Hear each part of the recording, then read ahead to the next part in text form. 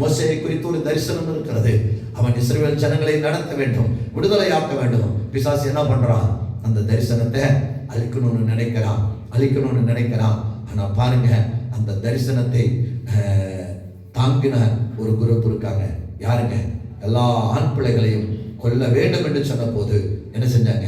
எபிரேய மருத்துவச்சிகள் ஆண் பிள்ளைகளை காப்பாற்றினார்கள். அல்லேலூயா.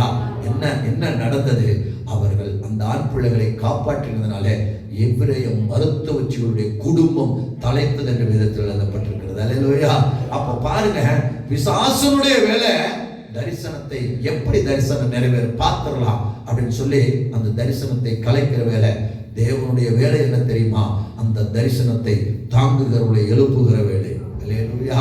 அதனால யூதா அந்த தரிசனத்தை தாங்குகிறவனாக இருந்தான். இன்றைக்கும் கூட தேவ ஜனமே, தேவ பிள்ளைகளே, நம்முடைய ஊழியக்காரருக்கு ஒரு தரிசனம், நம்முடைய சபைக்கு ஒரு தரிசனம், நம்முடைய சபை மக்களுக்கு ஒரு தரிசனம்னா அந்த தரிசனத்தை நீங்களும் நானும் தாங்க வேண்டும். அல்லேலூயா. தாங்கினா என்ன நடக்குங்க? நம்முடைய சந்ததியை கர்த்தர் ஆசீர்வதிப்பார். அல்லேலூயா. நம்முடைய குடும்பங்களை கர்த்தர் என்ன செய்வாருங்க? நிச்சயமாய் ஆசீர்வதிப்பார். அதனால தேவன் நம்மை நடத்துகிற தேவனாய் இருக்கிறார். அல்லேலூயா. அதனால தரிசனம் மனிதன் தந்ததல்ல, தரிசனம் கர்த்தர் தந்தது. அல்லேலூயா.